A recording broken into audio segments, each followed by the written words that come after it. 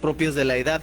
El consumo de refrescos con grandes cantidades de azúcar se asocia con una vida más corta de los telómeros. Reducción de peso. Los refrescos, aunque sean bajos en calorías, liberan insulina e impiden bajar peso. La insulina es la hormona principal que puede almacenar grasa. Tendrás menos enfermedades. Los refrescos pueden alterar el sistema digestivo, erosionan el esmalte de los dientes y el reflujo. Esto puede alterar las bacterias del estómago. Evitarás la fractura ósea. El colorante artificial de los refrescos contiene fósforo y este componente a largo plazo puede ser malo para los huesos. A diferencia del fósforo concentrado en la naturaleza, el que se agrega a los refrescos se queda por largos periodos de tiempo en el organismo. Volverá la energía. La cafeína encontrada en los refrescos puede deshidratar nuestro cuerpo y esto nos hará sentir más cansados y fatigados. Para nuestras noticias, Jorge Omar Cimental. Radio Mexicana, Nuestras Noticias, presenta. La reforma fiscal 2014 generó más daños en la economía. El decreto de beneficios para la frontera genera más La formalidad de las empresas es una tarea pendiente para lograr un mayor La economía desarrollo. americana avanza ligeramente, por lo que La proveeduría maquiladora sigue siendo el gran pendiente mexicano. La concentración de poder. No es nada personal. Son solo negocios. Solo Negocios Radio.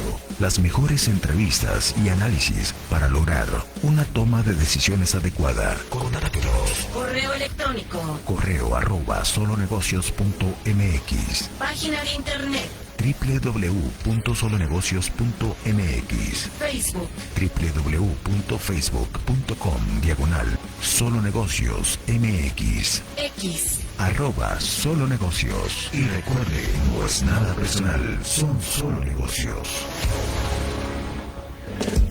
Pues muy buenas tardes, ya estamos aquí transmitiendo al aire este lunes nublado, tequilero, lástima que es lunes, pero bueno, pues dicen que no hay problema qué día sea, ¿verdad? El chiste es aprovecharlo.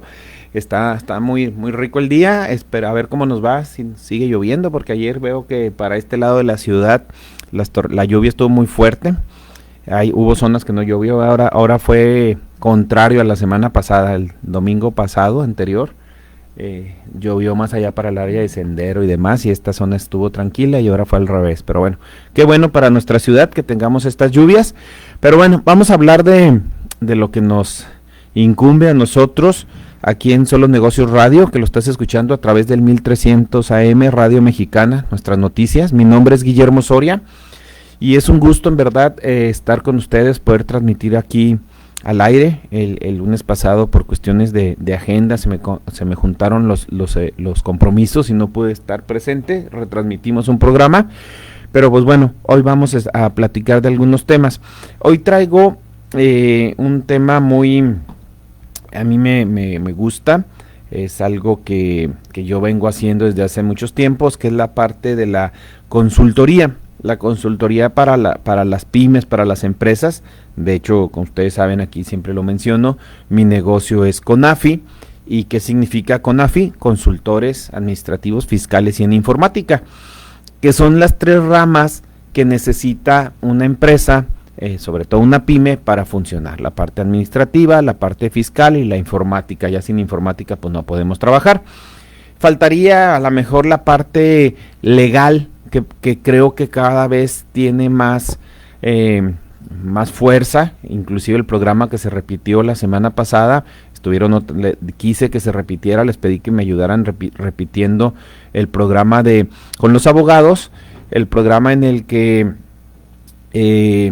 habla sobre los convenios, sobre lo importante de tener contratos, lo importante de poder solventar y conciliar los problemas que surgen o las situaciones que surgen en una empresa, que hay empresas como las pymes, por ejemplo, que una demanda pues los podría pues tronar, ¿verdad? Las podría hacer quebrar, ¿no? Entonces, aquí estoy compartiendo el programa, permítanme un segundo, le voy a llamar al tema de hoy, que es la consultoría para el éxito de las pymes. Así le vamos a llamar al programa de hoy, para que vean más o menos de lo que vamos a hablar ahorita. ¿Sí? aquí lo estoy compartiendo en la página de CONAFI, que nos quieren seguir. Entonces, como les digo, es un tema que a mí me gusta, que cuando yo terminé mis estudios hace, pues ya no les digo, porque ya son como 3 décadas, ¿verdad? Que empecé a trabajar ya de manera independiente, decidí entrar como consultor en las empresas. Lo más fácil para ser un consultor pues es el área fiscal, porque pues todos necesitan un contador y a veces el contador se convierte en el consultor de la empresa.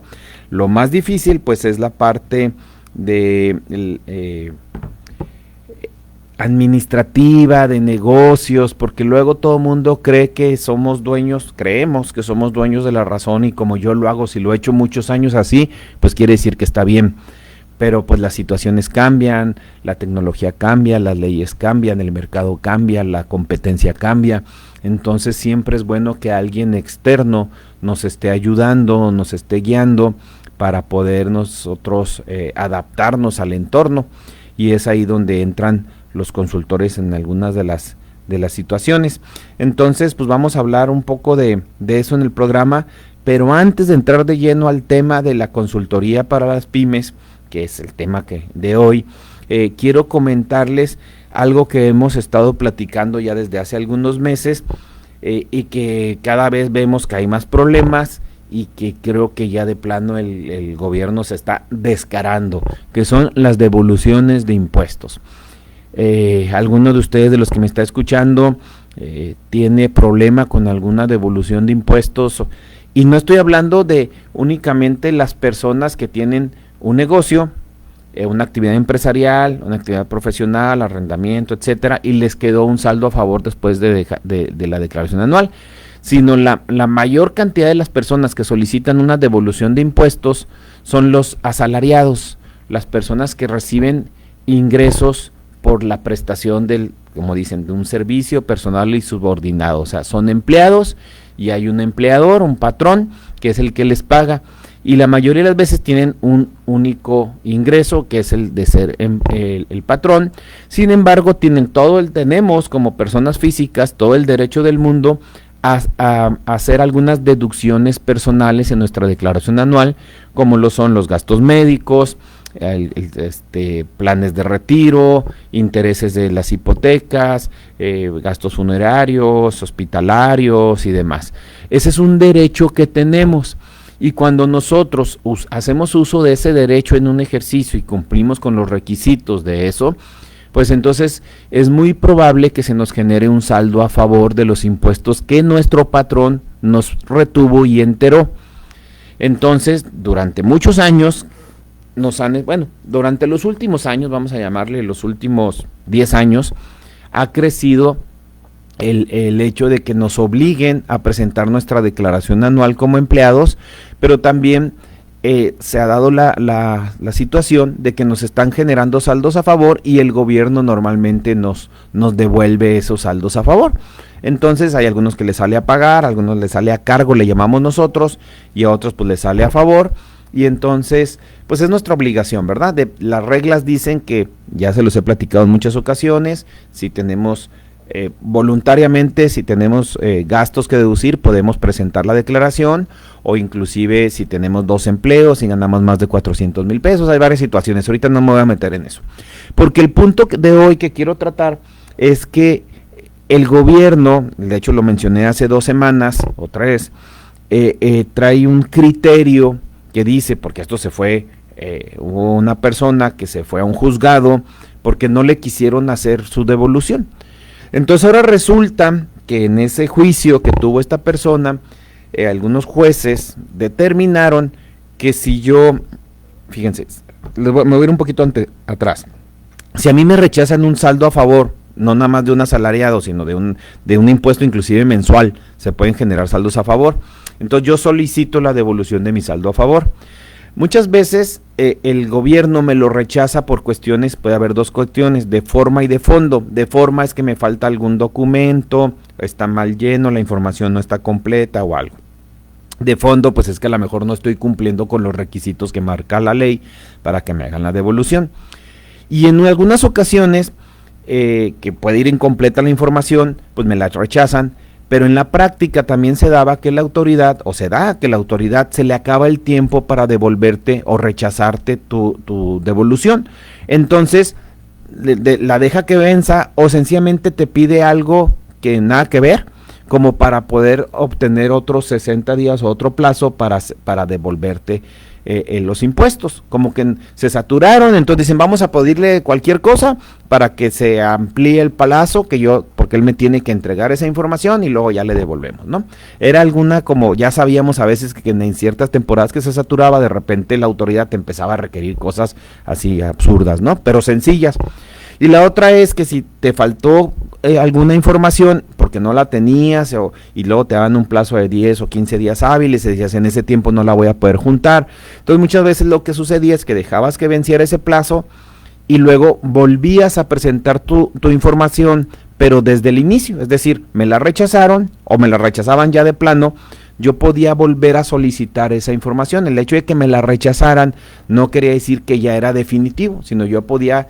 Si me decían, no, te la rechazo porque te faltó presentar esto, porque no cumpliste con esto, entonces, al final de cuentas, es un derecho que yo tengo, es un saldo a favor. Yo volví a armar mi expediente y volví a presentar la solicitud y entonces iniciaba un trámite nuevo.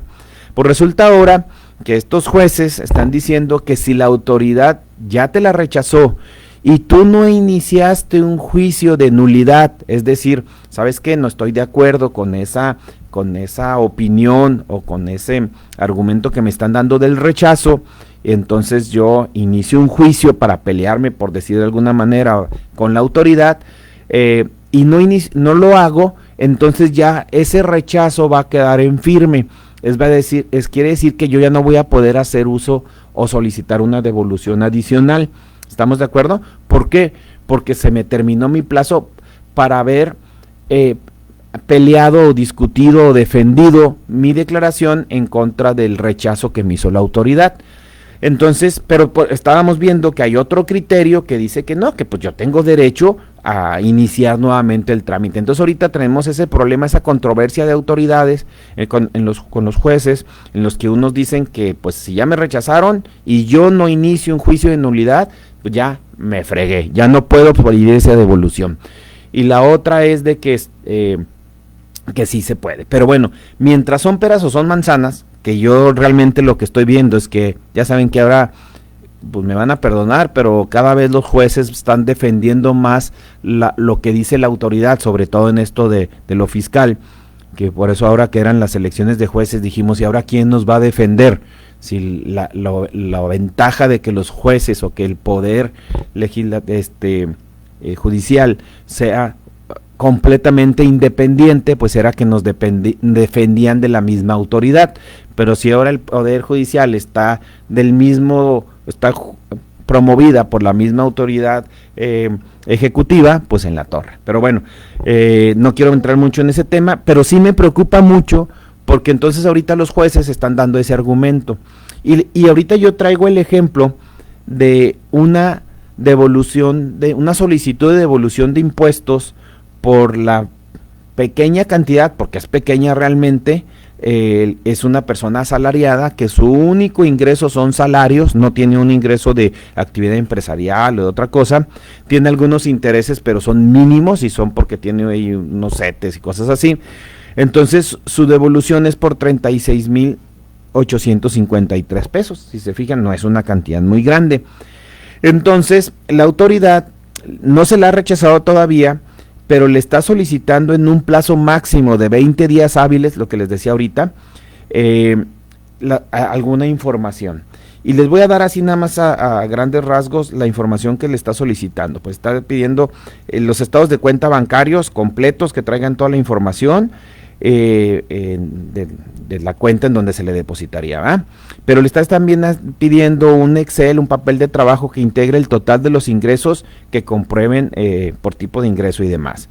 Le está pidiendo el total de las deducciones personales autorizadas en un papel de trabajo con los comprobantes fiscales.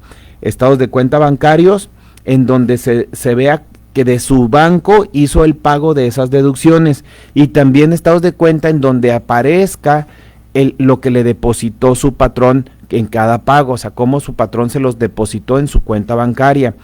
¿sí?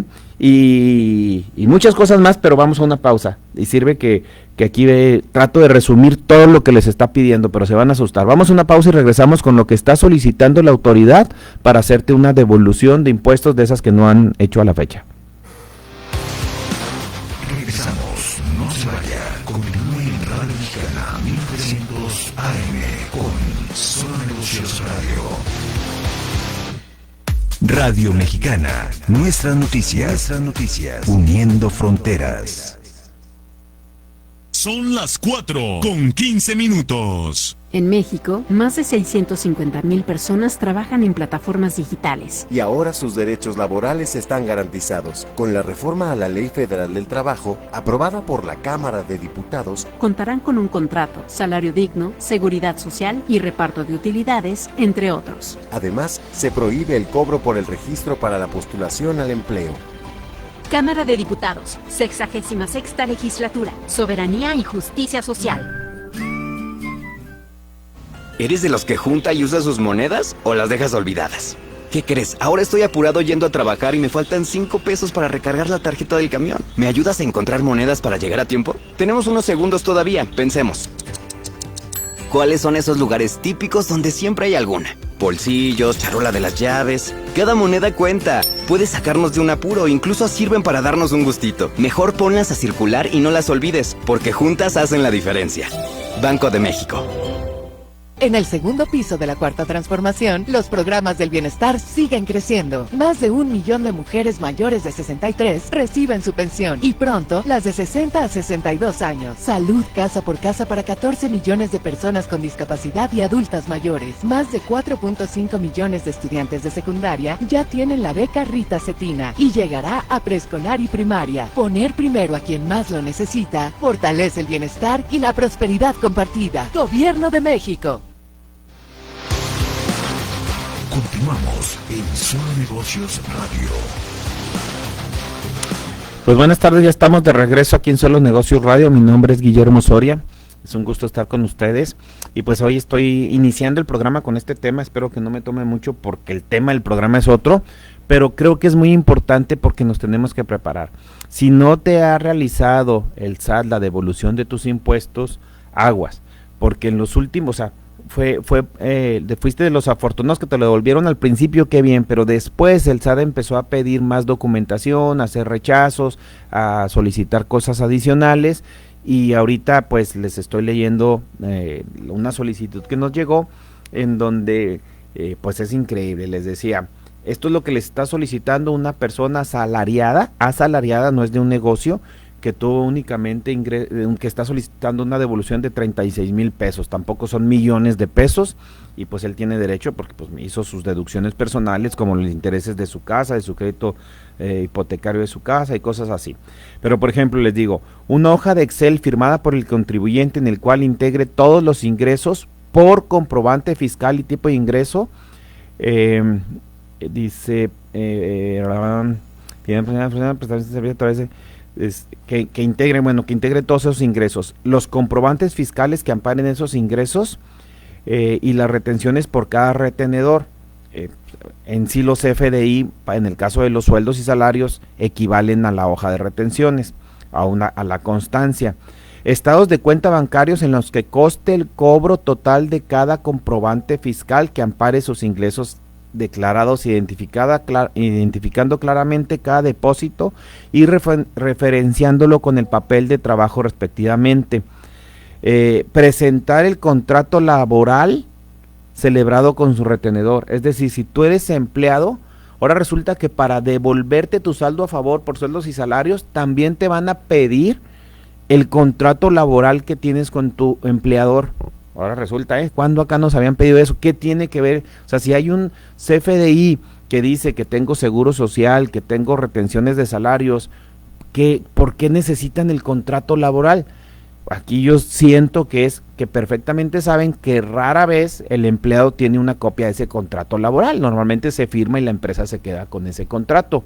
Y que no todas las empresas te lo van a dar, o que tienes que tramitar que te lo den y tú tienes nada más 20 días para entregar esta información. Entonces a lo mejor en 20 días pues no vas a conseguir una copia de tu contrato laboral. O hay muchas empresas que no tienen un contrato laboral. Entonces, en el momento, ¿por qué? Porque es de palabra. Acuérdense que la ley federal del trabajo permite contratos de palabra, ¿sí? Y están amparados bajo la ley. Entonces, si yo no tengo un contrato laboral y yo voy a la empresa y le digo, oye, dame una copia de mi contrato laboral, no, pues no existe, no tenemos un contrato como tal. No, pues si yo necesito, porque aquí me lo están pidiendo, y si no presento el contrato, pues no me van a hacer mi devolución. Entonces a lo mejor el patrón va a tratar de ayudarles, pero pues cuánto se va a tardar en hacer un contrato y firmarlo, y nada más falta que digan que el contrato tiene que estar registrado en la Secretaría del Trabajo para que tenga validez. Entonces fíjese lo que le están pidiendo al trabajador. Y luego, hojas de Excel firmadas por el contribuyente en el cual integre el total de las deducciones personales y autorizadas. Acuérdense que en salarios pues estamos hablando de deducciones personales. Si fuera generado por una actividad profesional, pues tendríamos deducciones autorizadas. Que manifestó en su declaración del ejercicio de impuestos federales del ejercicio 2024, que es este caso, indicando los siguientes conceptos: nombre del proveedor, RFC, número de factura, número de folio del comprobante, concepto y descripción del comprobante, fecha, importe, fecha del pago en el estado de cuenta, y se tiene que adjuntar los papeles de trabajo y los estados de cuenta, dice, en que conste el cobro de cada comprobante fiscal que amparen sus deducciones. Es decir, te están pidiendo por un lado los estados de cuenta relacionando cada depósito de nómina, y por otro lado, con algunos requisitos, y por el otro lado los mismos estados de cuenta relacionando cómo pagaste cada egreso que estás utilizando en tu declaración. Entonces imagínense, ¿qué es lo que normalmente deducimos en nuestra declaración anual? Pues los intereses bancarios por un crédito hipotecario. Ese está fácil porque por lo general el banco nos los descuenta de nuestra cuenta que dimos de alta, que posiblemente es la nómina. Pero si tenemos gastos médicos que metimos en nuestra deducción, colegiaturas, sabemos que todos los gastos que metemos en la deducción anual, gastos personales, tienen el requisito de que tienen que ser pagados a través de un medio bancario, tarjeta de crédito, débito, cheque o transferencia. Ninguno es aceptado en efectivo. Entonces eso nos obliga a pagarlos ahí. Pero muchas veces, y eso es muy común, utilizamos alguna tarjeta de crédito para pagar una cosa, otra tarjeta para la otra y demás. Entonces nos va a pedir, pues obviamente, los estados de cuenta de la tarjeta de crédito con la que realizamos esos pagos. Y ojo, ¿qué tal si en esa tarjeta de crédito o en esa cuenta bancaria tienes depósitos que no tienen nada que ver con tu nómina? El clásico, le presté la tarjeta a alguien y me depositó, me depositaron en una tanda, o vendí algo, un carro, un mueble, lo que sea, y me depositaron. O sea, cualquier depósito adicional. Entonces, en el momento en que nosotros les entreguemos los estados de cuenta de donde están nuestros depósitos y de donde están nuestros egresos, pues el SAT va a poder detectar cualquier otro movimiento adicional que no esté declarado, tanto de ingreso o de egreso. Y ojo, la ley del ISR dice que si tú tienes alguna deducción que no declaraste, tienes que demostrar cómo la pagaste, y o sea, de dónde salió el dinero para pagar esa deducción. Y si no demuestras de dónde salió ese dinero, entonces esa deducción se convierte en un ingreso por la cual tendrás que pagar ISR, y si eres actividad empresarial, hasta el IVA. Ojo con eso entonces. O sea, ¿qué están haciendo? Primero me están pidiendo demasiada información, todavía faltan, aquí son otras cosas, pero ahorita porque quiero hacer énfasis en eso. En caso de haber percibido, manifestado, declarado ingresos por indemnizaciones, aportar el laudo, sentencia completa a favor del contribuyente, el cual deberá contener anverso y reverso de la hoja y documento del fallo, etcétera. Escanear el cheque y transferencia electrónica legible. Fíjense, escanear el cheque y transferencia electrónica legible sin tachadura ni enmendaduras en formato PDF, del cual se advierta la cantidad liquidada por concepto de laudo. Es decir, si tú en este año estás declarando que tuviste tu liquidación o tu indemnización o tu pensión, tienes que presentarle toda la información, o sea, el cheque en donde te pagaron la pensión, O sea, a lo mejor te fuiste directo al banco y lo depositaste. Aquí te están pidiendo que tienen una copia del cheque o una copia de la transferencia. Pues yo no tengo la transferencia porque yo no la hice. A mí nada más me apareció en mi estado de cuenta un depósito por transferencia y ya. Entonces, ojo con eso. Aquí me preocupo ahorita porque aquí una persona muy cercana, que ahorita no sé si me está escuchando, le acaban de pagar una indemnización y así una liquidación por pensión, y así como se la pagaron se fue derechito al banco a depositarla. Es decir, no creo que le haya sacado una copia al cheque, o más bien definitivamente no se lo sacó. Eso fue hace unos días. Entonces ya me pregunta aquí, me preocupa eso. Documento legible sin tachaduras ni enmendaduras, en el que se percibe el total de los ingresos que fueron entregados provenientes de la subcuenta del total de separación o indemnización por el contribuyente. Comprobante legible sin tachaduras que acredite los años de cotización al IMSS, el ISSSTE o alguna otra dependencia. Deberá presentar el último sueldo mensual ordinario, aportar el papel de trabajo donde detalle el procedimiento utilizado por la determinación de su saldo a favor. Pues quién sabe. De veras, o sea, entre más lo leo, más coraje me da, ¿verdad? Porque vienen todavía otras 2 hojas más. No me voy a enfocar mucho en eso porque pues este no era el tema del programa del día de hoy.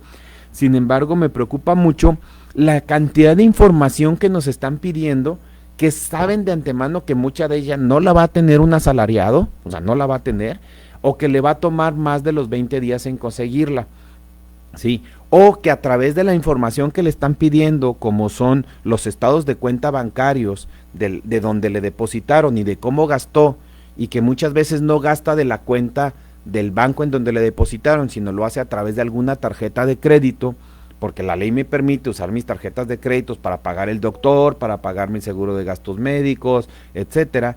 Entonces, si al momento que me están pidiendo todos esos estados de cuenta, pues ¿qué va a hacer la autoridad? Detectar posibles ingresos adicionales que yo no tengo declarados, pero porque a lo mejor no son ingresos, a lo mejor es, le presté a mi hijo dinero y me lo devolvió.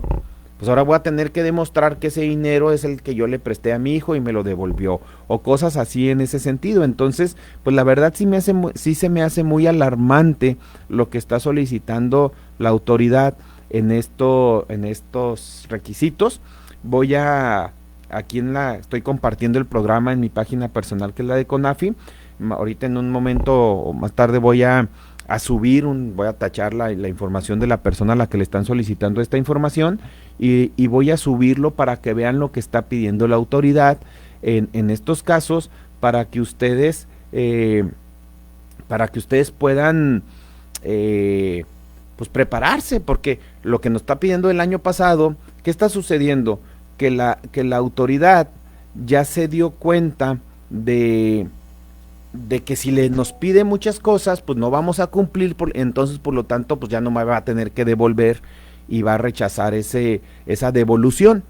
Y luego, como ya me la rechazó y me da nada más 20 días y me tardo más de 20 días, entonces es definitivo ese rechazo y no lo voy a poder volver a meter esa solicitud, no, como antes que decíamos, no, pues me tardo 3 meses en juntar los papeles y luego los vuelvo a meter. No, porque entonces yo tengo que hacer un juicio de nulidad para que entonces ese rechazo, porque se me fue el tiempo, porque no tenía algún documento, lo que sea, pues pase y entonces pueda volver a meter la solicitud con toda la documentación que me están pidiendo.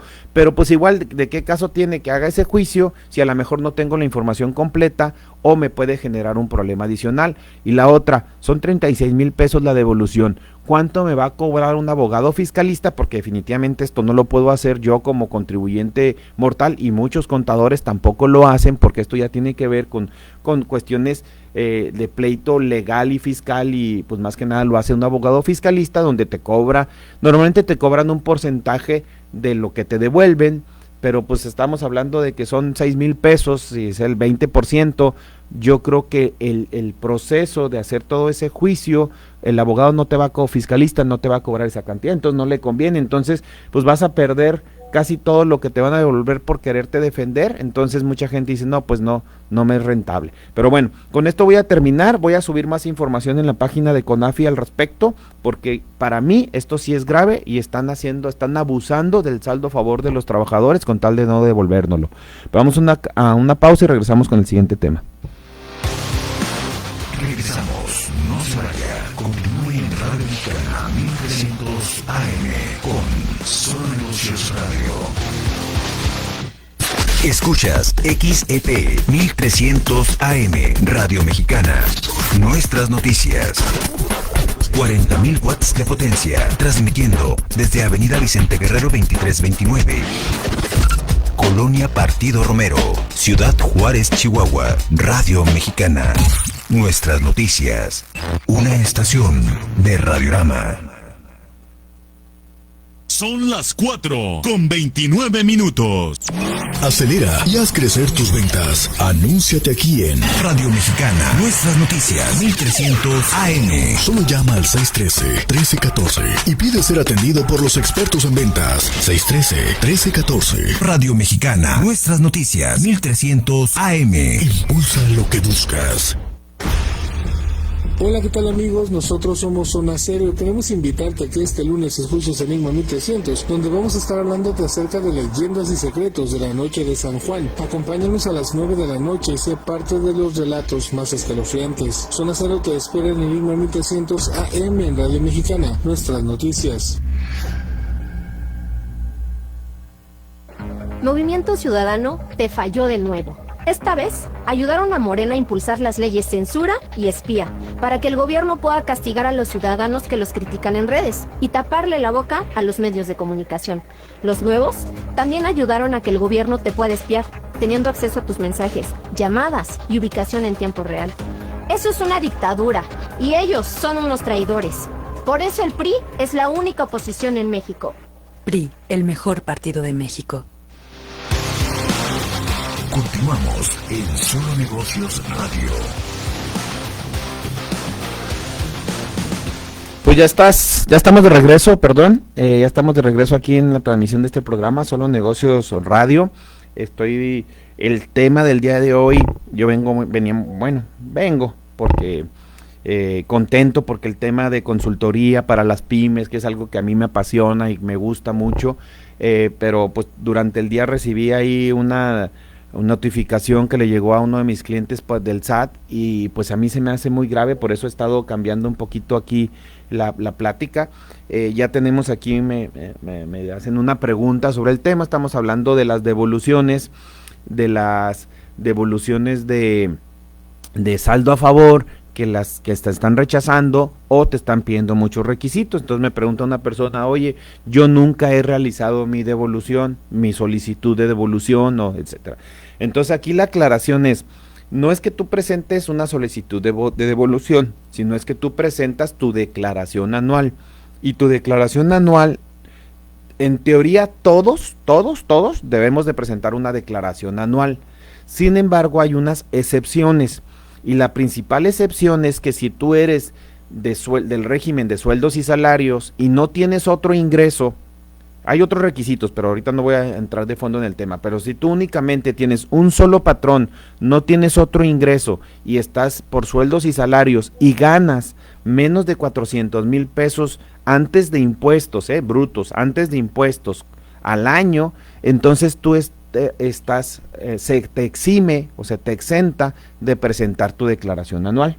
Ese es el principal requisito. Pero ojo, si tuviste 2 patrones en el año, si tuviste ingresos adicionales, rentas una casa, tienes intereses o cualquier otra cosa, entonces tú ya estás obligado a presentar tu declaración anual. Y ojo, porque hay contribuyentes o empleados del salario mínimo que, fíjense, la Ley Federal del Trabajo dice que a los empleados del salario mínimo, que aquí ahora en la frontera, como el salario mínimo es muy alto, pues ya hay muchos empleados que ganan el mínimo, dice que el patrón no les debe de retener impuestos, porque la Ley Federal del Trabajo dice que a un empleado del salario mínimo no les debemos de descontar nada, pero la ley del ISR no dice que no tienen que pagar impuestos. O sea, son 2 leyes completamente diferentes.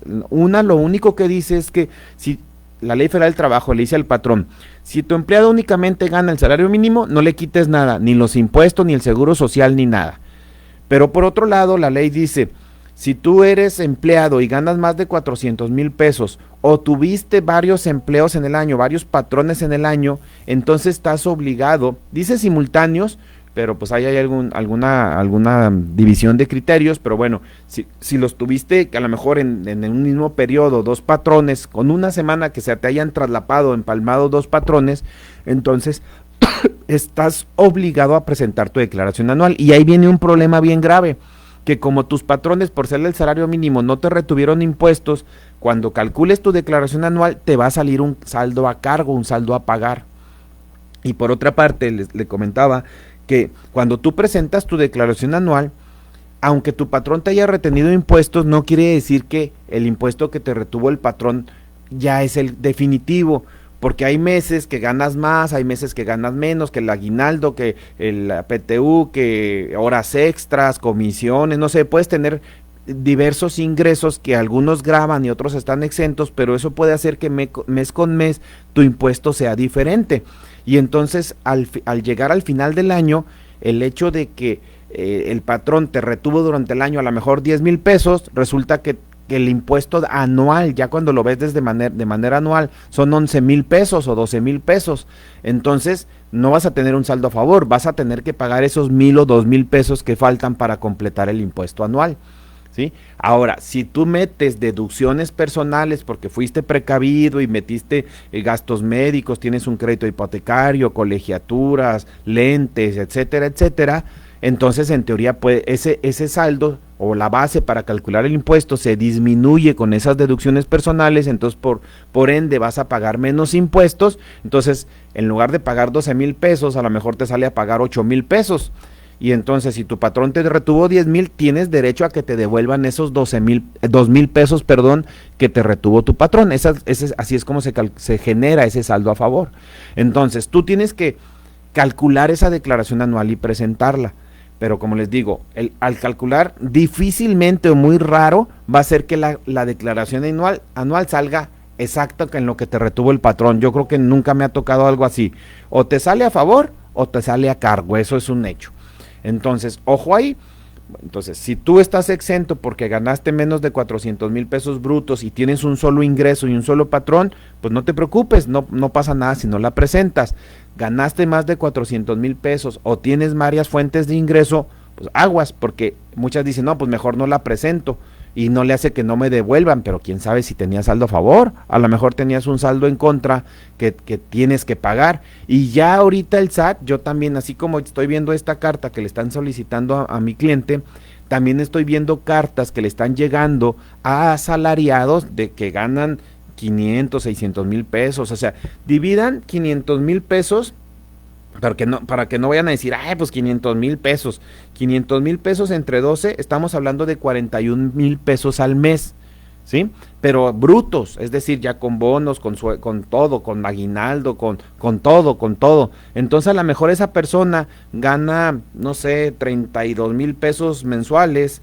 Si divido esos 32,000 pesos a mí me gusta hacerlo entre 30.4, que es el promedio diario, estamos hablando de que por semana es una persona que gana 7-8,000 pesos a la semana. Entonces, si se fijan, un sueldo de 7-8,000, 10,000 pesos no es un sueldazazazazo. O sea, ya hay muchas personas que pueden estar ganando ese sueldo y están obligadas a hacer la declaración anual. Entonces, pues ya el SAT, como sabe que muchas personas andan en esos rangos y no presentaron su declaración anual, pues entonces se las está exigiendo y te pueden multar y te pueden congelar una cuenta porque no presentaste tu declaración anual, bloquear tus sellos digitales, o sea, tu firma electrónica. Es un relajo, créanme que esto da miedo, pero a mí sí me preocupa la información que les está solicitando en un saldo, en una devolución, en una solicitud de devolución de un saldo a favor de 36,000 pesos de un asalariado que únicamente tuvo un empleo, un patrón durante todo el año, un empleador le dicen ahora, ¿verdad? Le está pidiendo, o sea, pues todo, ¿verdad? Si esa persona tuvo depósitos adicionales, porque quiero pensar, se fue de viaje y su mamá le dijo, oye, ahí te deposité para que me traigas algo de allá de donde vas, ándeles, comprueba eso, a lo mejor. Si su mamá se lo depositó de su cuenta bancaria, él va a tener que demostrar con el estado de cuenta de su mamá que ella le transfirió de su cuenta bancaria y no pasa nada. Pero si a su mamá se le ocurrió hacerle un depósito en efectivo en el Oxxo para decirle, oye, tú que vas a la playa, tráeme un coco, pues en la torre, porque entonces eso que le depositó la mamá en efectivo se le va a convertir en un ingreso Y entonces, por querer recuperar 36,000 pesos de saldo a favor, a lo mejor le van a salir a pagar cantidades adicionales. Pero en fin, bueno, ya voy a dejar esto porque luego, entre más repercusiones detecto y problemas detecto con este escrito que les llegó, créanme que más coraje me da, porque es increíble que la autoridad esté buscando pretextos para no devolver y perjudicar a los empleados. O sea, por un lado trae un discurso de apoyo a los empleados y no sé qué, pero por el otro lado es un abuso lo que está haciendo con eso. Pero bueno, ya, tan.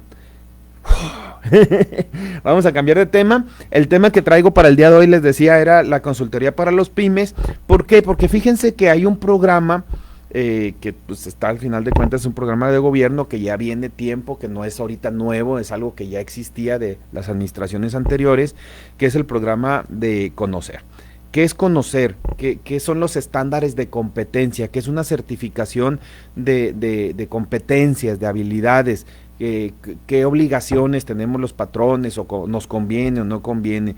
Entonces, Conocer es el Consejo Nacional de Normalización y Certificación de Competencias Laborales. Fíjense, Consejo Nacional de Normalización y Certificación de Competencias Laborales. ¿Qué es una competencia laboral? Pues es mi habilidad para algo. Aquí, por ejemplo, tenemos a quien nos dirige en la cabina, pues él tiene una habilidad. Y él ya saben, aquí lo conocen, saben que es bueno para los controles, meter pausas, meter tiempos, estar viendo la programación. Él ya tiene una habilidad que con el tiempo, con el paso de los años, la ha adquirido, pero a lo mejor no tiene certificada esa habilidad. ¿Estamos de acuerdo? Entonces, si el día de mañana él quiere ir a otro lugar de trabajo, él puede decir, no, pues yo soy la chucha cuerera para la cabina, soy el mero. ¿Y cómo lo va a demostrar? La forma más oficial de demostrarla es tener un certificado o un estándar de competencia, un certificado avalado por Conocer, en donde dice que él es un operador de cabina, creo que ese es el nombre correcto, operador de cabina certificado. Entonces, de esa manera, él puede demostrar ante cualquiera que tiene esa competencia, porque está certificado. En México, y les voy a platicar un poquito de estas competencias.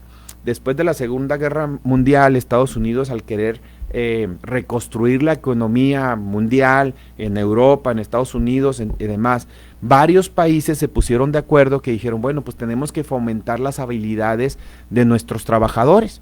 Y empezaron a crear estos estándares de competencias. Esto no es de México, ni es nuevo, ni México inventó el hilo negro.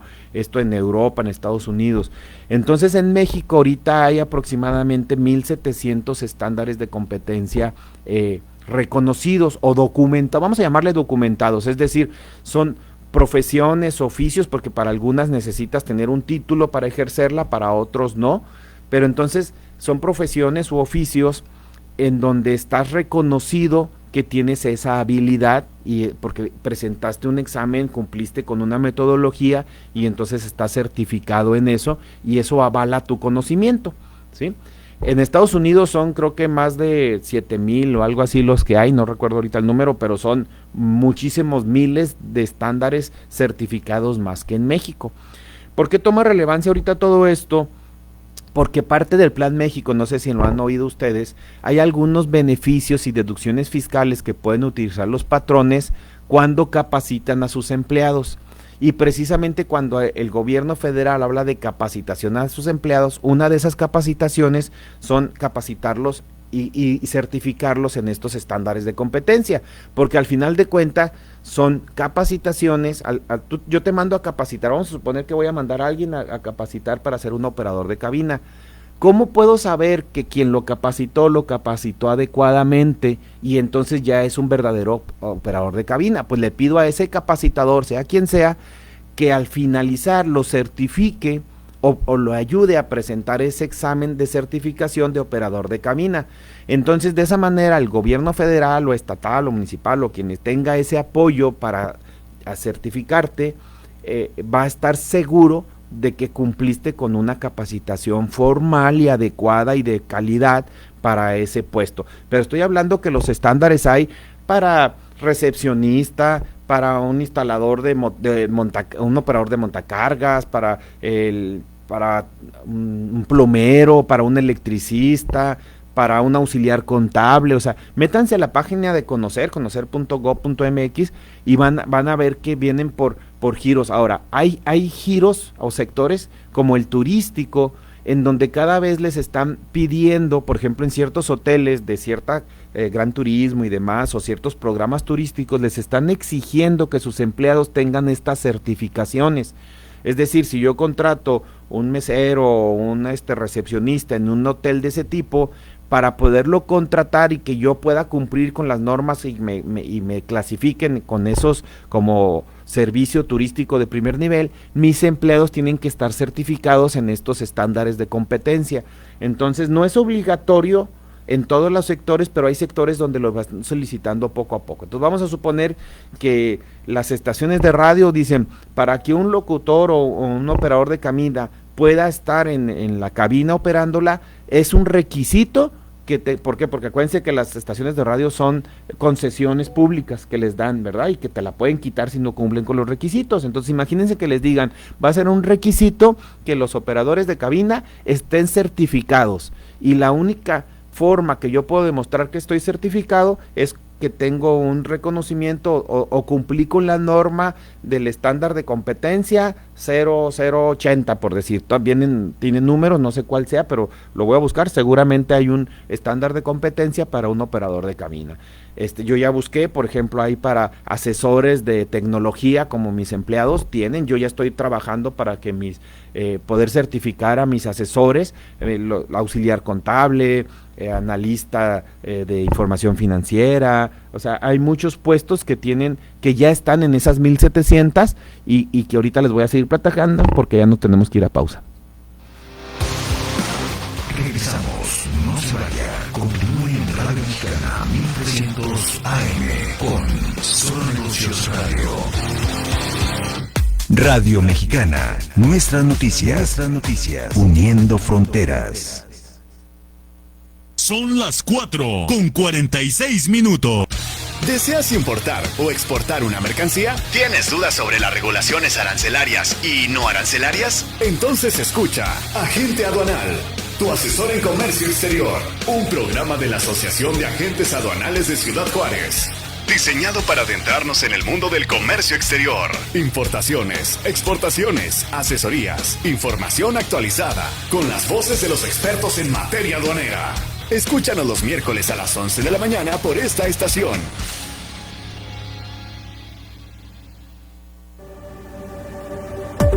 Radio Mexicana, nuestras noticias 1300 AM. Somos la radio hablada número 1 en la frontera y para muestra, su voz.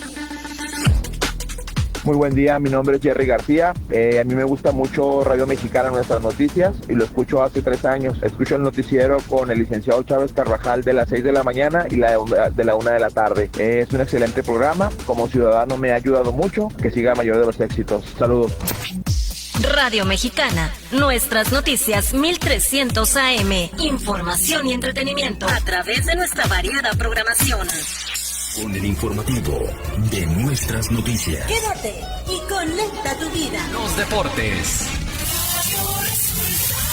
Resumen informativo. Nada personal.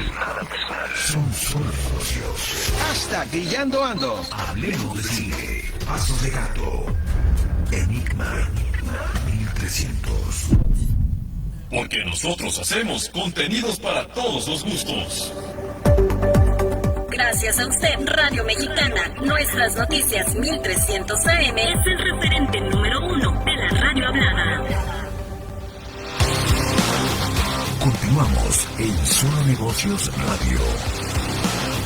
Pues ya estamos aquí a regreso en este último segmento, que yo creo que voy a tener que el tema que traía para el día de hoy, continuarlo la siguiente semana. Inclusive a ver si puedo traer algún consultor certificado, algún certificador. Aquí en Juárez hay algunos, por lo general aquí en Juárez hay son algunas instituciones educativas como el CECATI, CONALEP, si es que no me equivoco, la Universidad Tecnológica, creo que también tiene algunas, certifican algunos estándares, pero también hay algunos centros evaluadores privados que dan este servicio. Entonces voy a buscar a alguien ya sea de una institución pública o privada, no sé si por la cuestión de las vacaciones en alguna institución pública me pueda apoyar con esto, pero voy a tratar de traer una persona involucrada en este tema la próxima semana, porque creo que es muy importante.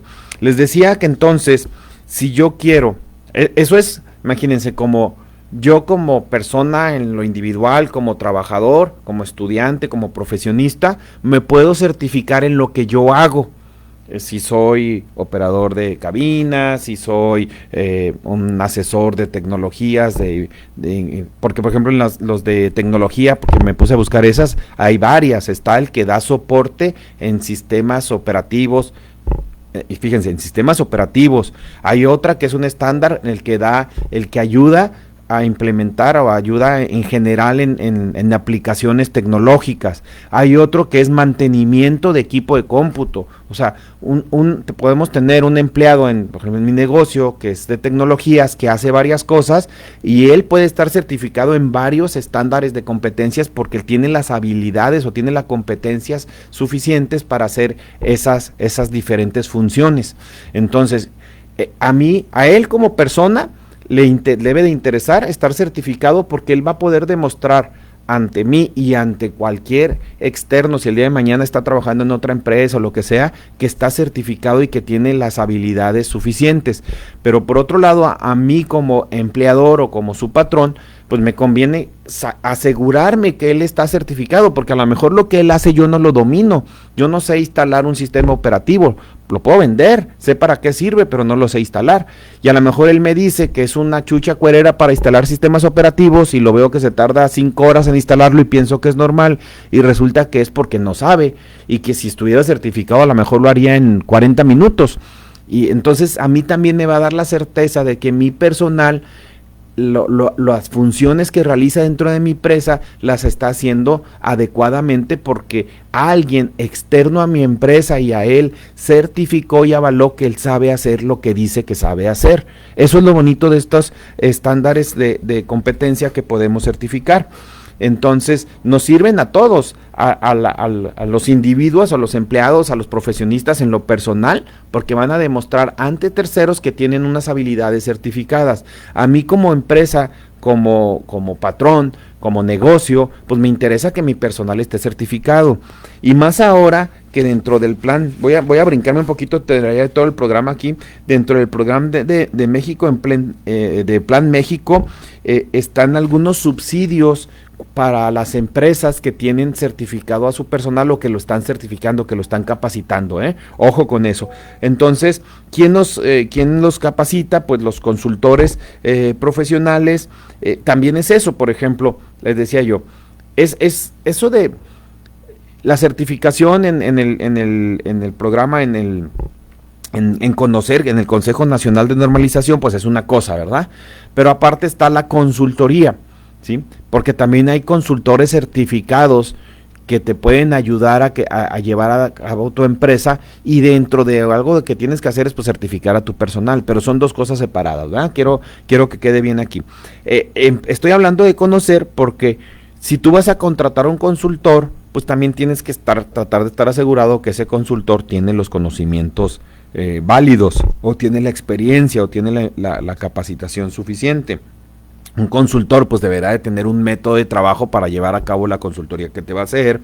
Un consultor por lo general va por resultados. Es bien difícil que un consultor te diga, bueno, es muy común, pero a veces no quiere decir que sea lo bueno, que te diga, pues yo te cobro tanto por hora. No, espérate, porque a lo mejor puedo invertir muchas horas, pero en ese tiempo no vamos a obtener los resultados porque no son horas de calidad, o porque son insuficientes, o porque no estamos comprometidos, o no.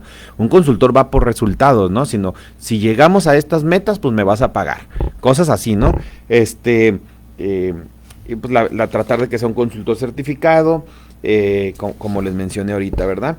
Entonces, es importante eso, ¿no? Es importante que podamos buscar o certificarnos, de preferencia en conocer, vamos a buscar eso, pero también entonces yo como empresa quiero contratar un consultor, pues tenemos que ver eso, ¿no? Hay varios métodos de consultoría que un consultor debe de aplicar al momento de realizar el trabajo en un negocio, que que es desde una entrevista inicial, por ejemplo, si tú tienes la necesidad de contratar una consultoría para tu negocio, pues debe de haber una entrevista inicial. En esa entrevista el consultor lo que va a hacer es preguntarte acerca de tu empresa, tu historia, tus problemas, las necesidades que tienes, detectarlas y ver si es la persona adecuada que te puede ayudar.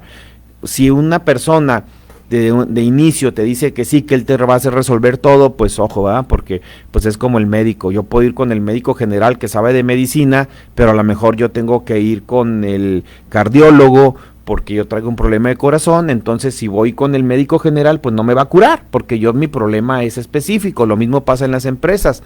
A lo mejor yo puedo decir, sí, mi problema es de dinero y voy con un consultor financiero, pero resulta que en realidad tu problema no es de dinero, tu problema es de procesos, porque tienes en tus procesos fugas de mercancía, de recursos, etcétera, y tú piensas que tu problema es el dinero, pero en realidad tu problema es que te están robando dentro de la empresa porque no tienes los procesos y las medidas de vigilancia adecuadas. Entonces un consultor en un principio va a platicar contigo y va a tratar de determinar si él te puede ayudar, si él es la persona adecuada para ayudarte, y si es un buen consultor también te puede decir que él no es la persona adecuada, porque a lo mejor tú necesitas si traes un problema financiero y él no es financiero, a lo mejor traes un problema de capacitación, un problema de mercado, a lo mejor él te va a recomendar, ¿sabes qué? Mejor vete con un asesor de imagen, de una campaña publicitaria en red, no sé, ¿verdad? Cuestiones en ese tipo.